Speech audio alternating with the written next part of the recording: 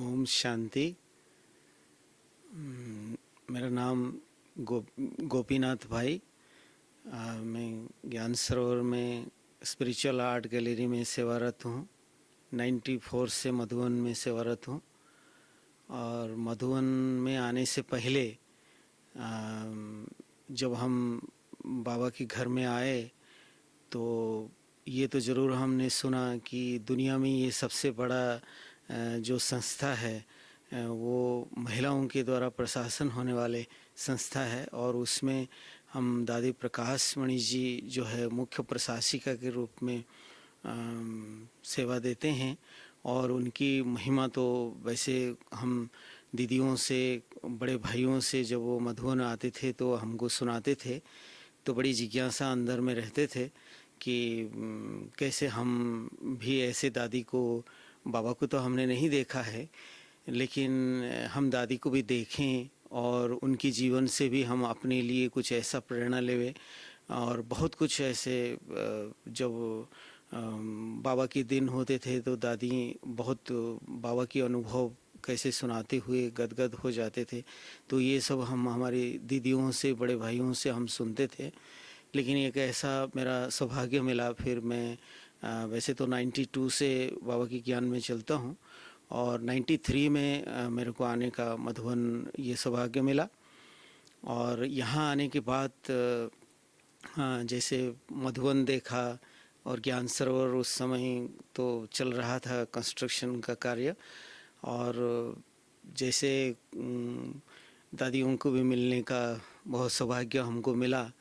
लेकिन ऐसा पर्टिकुलर तो मुझे वो याद तो नहीं रहा, लेकिन जितना मुझे याद है कि जैसे हम दादी जी को मिले तो ऐसा लगा कि माना जैसे कि अपनापन है, माना इतना अपनापन कि जैसे हमें महसूस हुआ कि यही हमारा घर है और मैं यहाँ का ही हूँ। ऐसे भी मधुबन जैसे मैं आया था तो मुझे ऐसा लगा था कि मैं यहाँ का ही हूँ और जैसे कि मुझे यहीं सेवा देना चाहिए। लेकिन फिर जो भी हुआ ड्रामा अनुसार वो तो बड़ा वंडरफुल अनुभव रहा। फिर बाबा मिलन किए और फिर रिटर्न चले गए।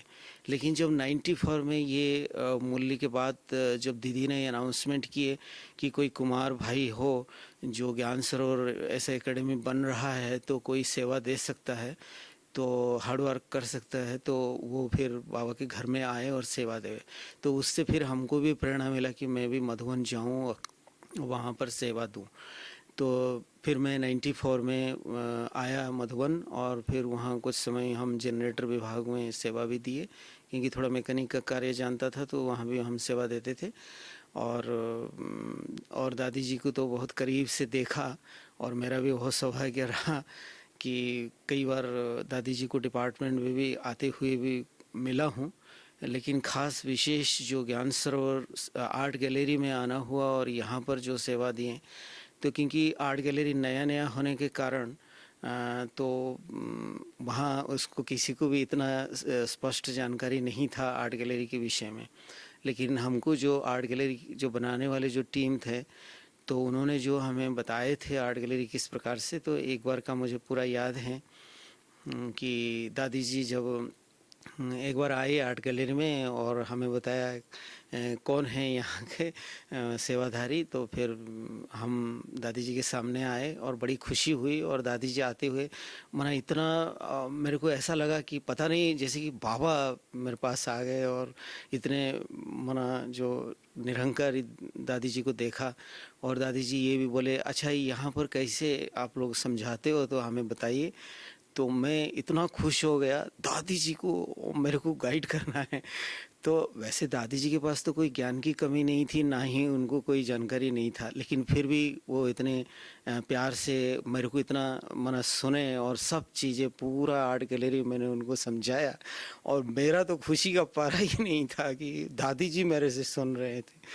तो इस प्रकार से ऐसे तो बहुत सारे किस्से हुआ है अपनी जीवन में इस प्रकार से।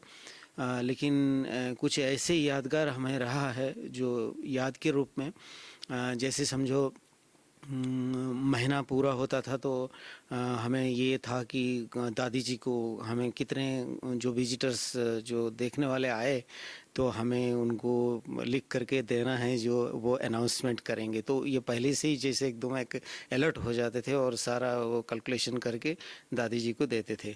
और ऐसा भी अनुभव रहा दादी जी की जो पालना में जो हम यहाँ पर आ गए तो मधुबन में तो थे और कई बार दादी जी की क्लास भी अटेंड किए हैं।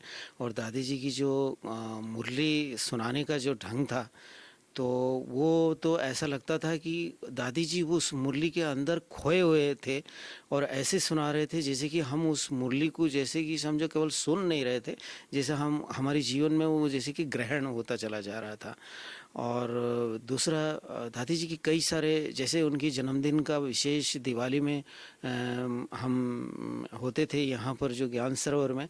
मैं ऐसा समझता हूँ जहाँ तक मुझे याद है कि ऐसा कोई भी दिवाली नहीं होगा जिसमें मैं कोई रोल नहीं प्ले किया होगा। मना कभी घोड़े में दादी जी के मना कभी रथ बना करके कई मना ये बना करके और सामने मना घोड़े में और मेरा भी वो सफ़ेद घोड़ा था और बोर्ड पकड़ करके उनके साथ आना आगे आगे। और फिर कई तो मैं कभी श्री राम का वो रोल बजाते हुए स्टेज पर भी पूरा स्टेज में जब तक प्रोग्राम चलता रहा तब तक भी वो खड़ा रहा। और कभी कोई नाटक वगैरह एक मुझे याद आ रहा है सिलसिला मुलाकातों का, इस प्रकार से कई बार भी नाटक भी किया हूँ कोई अलग अलग और भी प्रोग्राम। और बड़ी खुशी होती थी जब दिवाली का आने का वो होता था और दादी जी की जन्मदिन में हमें कुछ ना कुछ रोल प्ले करना होता था और बड़ी खुशी खुशी से हम उसको प्ले करते थे। और भी कई बार ऐसा होता था जब बरसात के दिन होते थे और हमें याद है कि उस समय सेवाधारी तो इतना नहीं रहते थे मधुबन में, थोड़े बहुत रहते होंगे, लेकिन उस समय दादियों के इतने करीब और दादियों के भी इतने करीब हमें आना होता था और नज़दीक आते थे। और राखी खुद तक कई बार दादी जी ने हमारे हाथों में खुद बांधी हुई है और उनकी दृष्टि तो हमें जैसे करंट की तरह। और भी जैसे बाप दादा को दृष्टि लेने के लिए हम कई बार स्टेज पर जाना ये मौका भी हमको सौभाग्य हुआ है।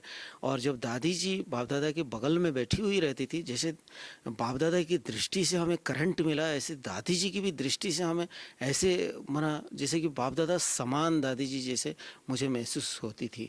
मना अलग नहीं, हमने मम्मा बाबा को तो देखा नहीं है लेकिन दादी जी के अंदर मम्मा बाबा दोनों को हमने देखने का ये सौभाग्य हुआ।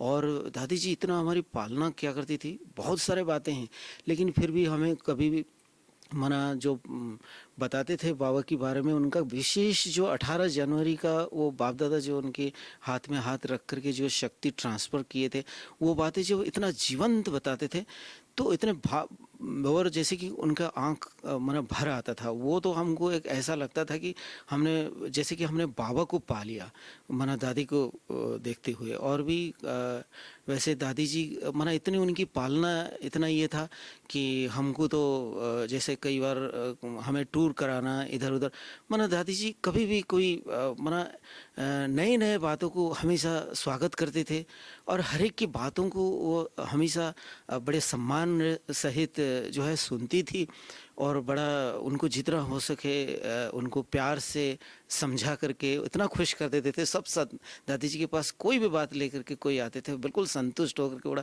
खुश होकर के वो जाती थी। माना इतना अपनापन माना जैसे माना हम अपना घर जैसे कि माना अपना परिवार माना लौकिक का क्या बताऊं, लेकिन यहाँ दादी जी को पा करके इतना अपने ऊपर भी और माना अपनी जीवन के ऊपर भी इतना माना एक दृढ़ता इतना विश्वास दादी जी का भी ये सब जो उनके जीवन में थी वो सब भी हमें बहुत प्रेरणा मिली। और दादी जी के मना जो बोल होती थी बड़ा रिस्पेक्टफुल हमेशा सभी को ट्रीटमेंट देती थी और इतने हल्की रहती थी, इतने बड़े संस्था के हेड होते थे भी। और कईयों को वो अनुभव तो सुनाती थी कि कैसे वो जाती थी स्टेज पर और जाकर के सोने को जाती थी तो तुरंत उनको नींद आ जाती थी और सो जाते थे। इतने जिम्मेवारी होते हुए भी इतनी लाइटपन था, और उसी को देख करके हम भी ऐसे समझते थे, दादी जी तो इतने बड़े संस्था की हेड है, वो कितने लाइट रहते थे, हमको भी ऐसे ही बेफिक्र रहना है। और बाबा करन करावन हर वही करा रहे हैं। और वैसे भी बहुत सारे और भी बातें हैं, लेकिन फिर हम जो है अभी हम इस जो विशेष दादी जी की जो याद और उनके प्रति जो जैसे ये अगस्त महीना जैसे याद आई, तो दादी जी के प्रति विशेष ये कुछ यादगारें, और मैं यही शुभेच्छा और श्रद्धांजलि अर्पण करते हुए उनको नमन करता हूँ। और उनकी जैसा जीवन बनाने के लिए मैं भी ऐसे प्रेरणा लेता हूँ, और आप सभी को भी यही कहता हूँ कि ज़रूर आप सभी भी प्रेरणा लीजिए। ओम शांति।